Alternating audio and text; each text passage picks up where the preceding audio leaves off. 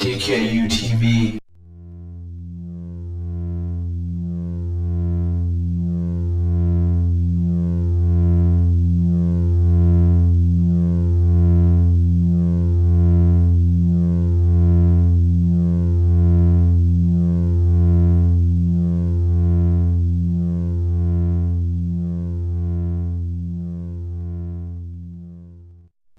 Welcome to Tarantula Cloud number 14. This is Dale Tonight.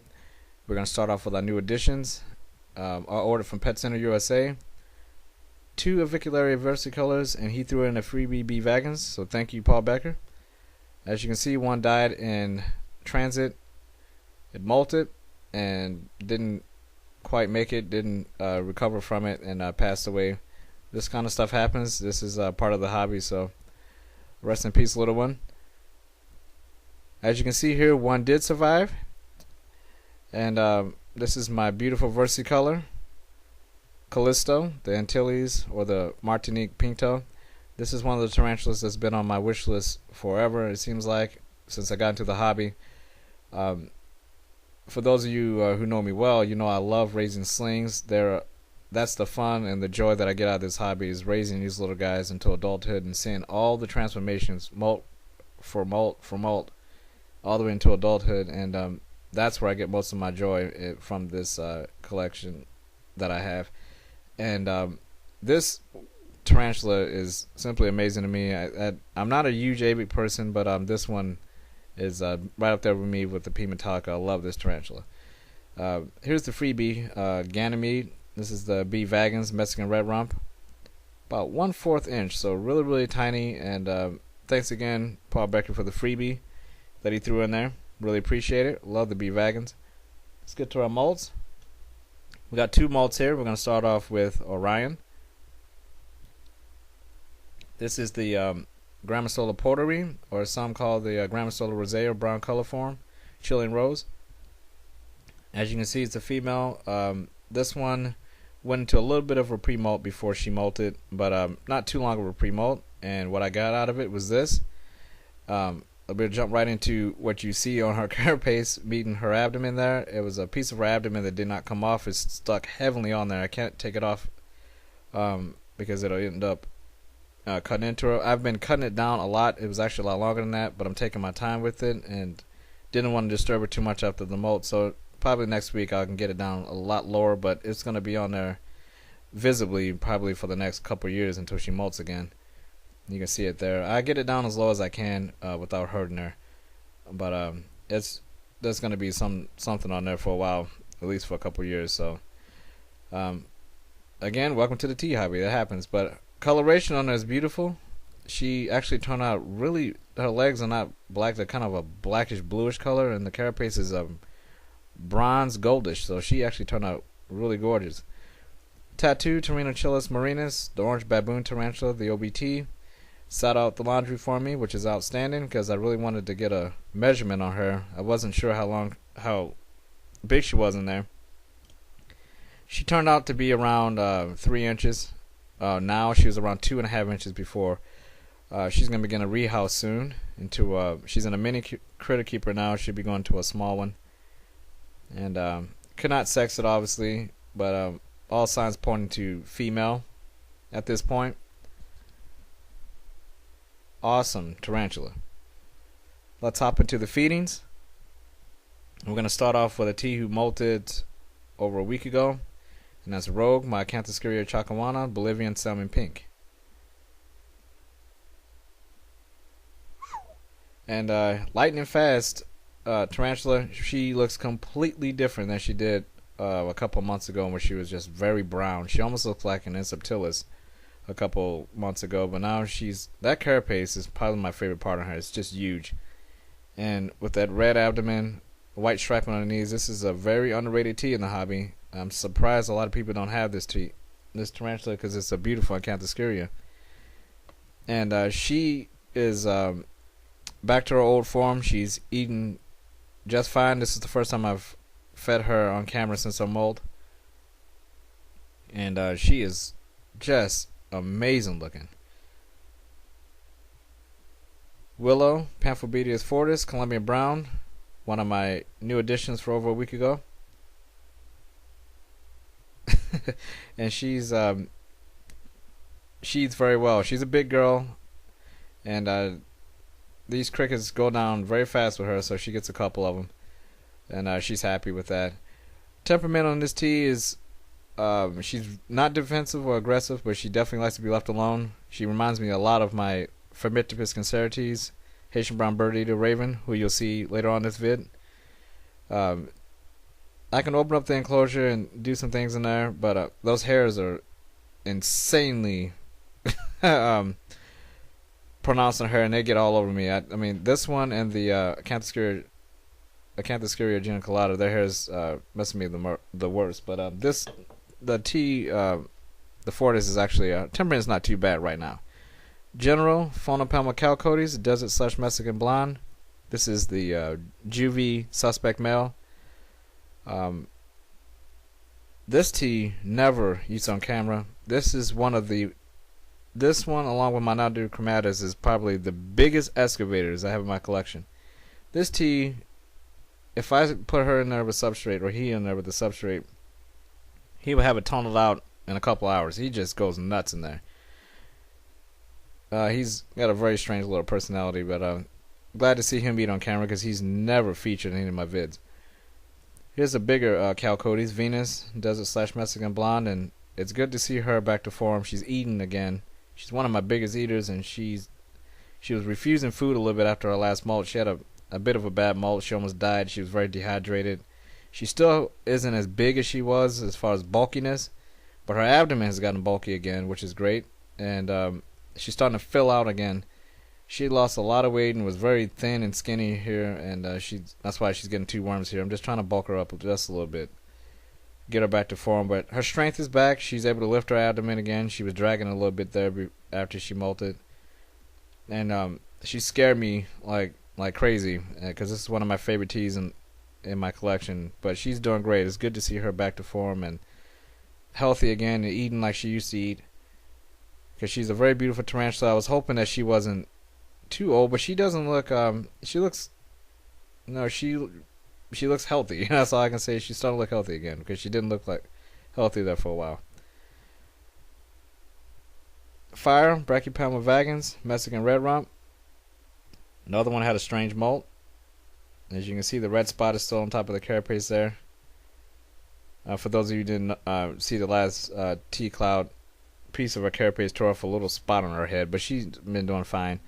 Went to the sexing controversy on this lady, and I believe it's a female. I have to say it's a female.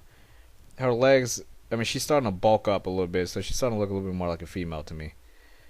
Fantasy, Cyclosternum Fasciatum, Costa Rican tiger rump, and this little lady, I'm starting to believe it might be a male, but she gave me a nice little shot here while she was posing, waiting for some food. This one eats just like the heavyweights in my collection. She never ever disappoints. She always eats on camera. She is so damn greedy. It's amazing to me. This is another one of the species that really got me into the hobby and wanted collecting teas, along with this one, Ocean Storm, the green bottle blue, Chromatopelma cyanopubescens. Lightning fast tea, never comes out on top of the webs. She kind of hangs out on the side there, just by the entrance. But she doesn't come out as much as she used to. She's kind of reclusive and hangs out on the webs in there. Really hard to get a good shot of her. Marzeris, Thuxopelma arcati, Peru flame rump. She's also freshly molted. Just did an editorial on this lady. She is simply awesome. One of my favorite teas in my collection. Another tea that's gonna get bulked up a little bit here. She's a little thin after the molt, but she's not a worm eater. She doesn't really like worms. She prefers these. She prefers crickets, as you can see there. She cracks me up because she's so damn bipolar. Sometimes I'll put crickets in there and she runs out as if the cricket is chasing her around. She gets freaked out by them, but she's freshly molted and starving.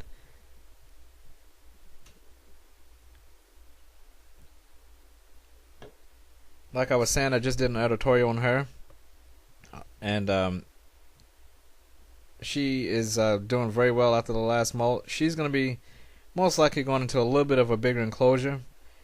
She prefers to hang around on the glass and walk around a lot, and she needs a lot of room because when she gets spooked, she takes off like a bat out of hell. This tea is extremely lightning fast, one of the fastest in my collection. When she gets spooked, she is out of that enclosure like lightning. Once she gets out, she's very easy to put back in there because she kind of just freezes up, but she just gets spooked so easily, so she'll be going to something a little bigger. Want to show you kind of her a little bit of a happy dance she has here. She doesn't always do this, but again, she's doesn't normally have two crickets at the same time usually, and I think she's very happy that she just molted and and has a fresh skin and fresh food here. So want to show you a little bit how she spins her web after she feeds.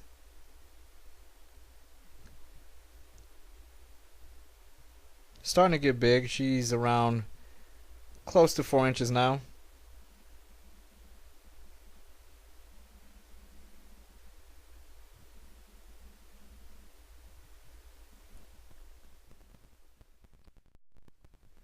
Next tea up, Fahrenheit, Brachypelma Boehmei, Mexican fireleg.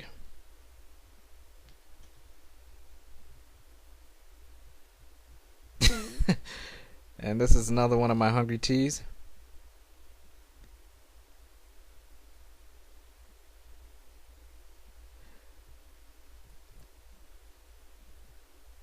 This tea actually is starting to go into pre-malt, has a little bit of a spot on his butt, but as of now is still eating very well and not really not being very reclusive and still eating like crazy. So gonna enjoy this one before it malts. Whisper, Grammostola Rosea, Chilean Rose. This is the smallest of all my G Roseas, and got her for future breeding projects with the Chilean Rose, and also because she is very, very sweet tarantula, and got her out of a pet store that really didn't know what the hell they were doing with her or any other exotic pet they have in there. So I kind of saved this tea from death. Andromeda, Nondichromatis, Brazilian white striped bird eater.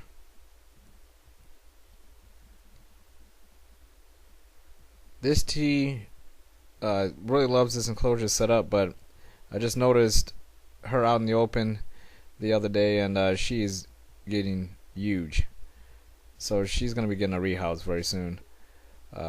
With her next molt, she'll be getting a rehouse. So I'm enjoying her while I can see her in here. She's been doing great in this enclosure, but it's starting to get, in my opinion, a little bit too small for her because she is absolutely huge.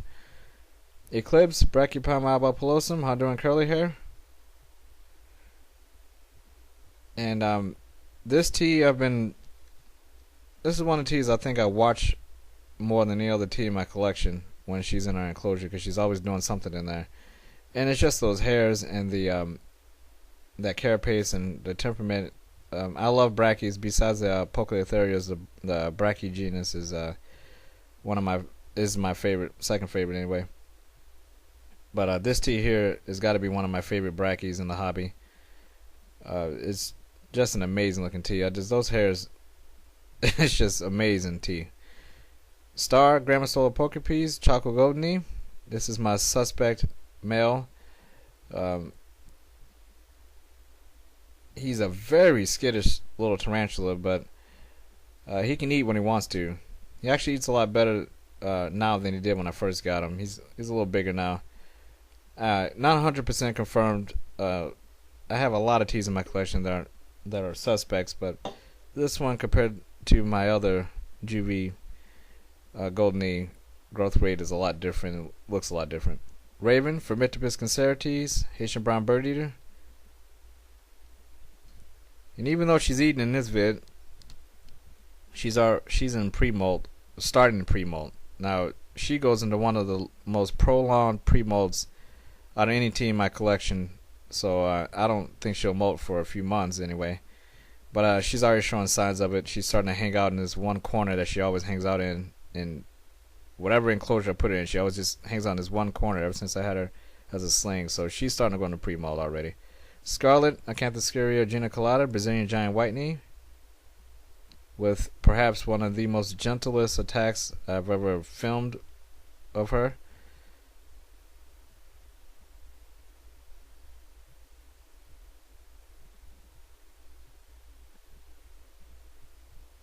Back to Orion, Grammostola Porteri, brown color form.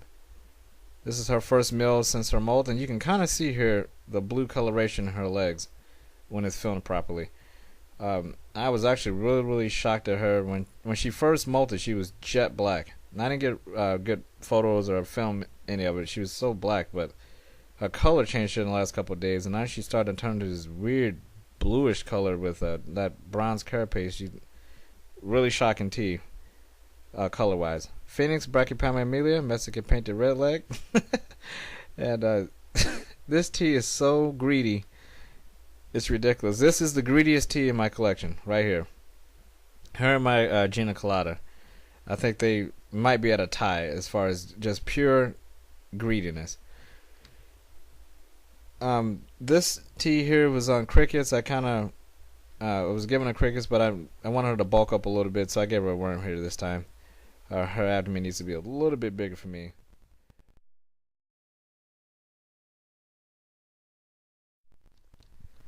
Cotton Candy, Grammostola Maule, Chilean Gold Fluff. This is the last tea featured, and I featured it last because I wanted to address to all you out there who really want one of these teas. I cannot find this tea on any website as far as dealers. It's hard to even find any videos on YouTube that are recent, maybe in the last couple years, if anybody even has his teas, period. I know over in Europe they're much more readily available, but here in the United States I have no idea. I got lucky with Jamie's Tarantulas, where I bought this one from. She had 4 of them and I bought one, but me personally, I wish I did know. So if you know where to find these teas over the United States, dealers, please let the community know, because I would not mind having another one myself, actually, because it's a very great species of Grammostola. It's starting to become one of my favorite species of Grammostola. It's just an amazing looking tea with a great temperament. You can handle these teas. They're just simply amazing. I would not mind having another one of these. As you can see here, she's starting to get a bald spot, so maybe be going to pre-molt, but her colors don't look too dull, so I don't think she'll actually be going to pre-molt, a deep pre-molt, anytime soon. But I have been surprised with these molts here lately, so I wouldn't be surprised if she flips over in the middle of this video. You know, I mean, I've been having some really strange molting scenarios. So that's gonna do it for this one, guys. I really appreciate you guys watching. Check me out on Facebook, and keep watching. Have a good one, guys. Thanks for watching.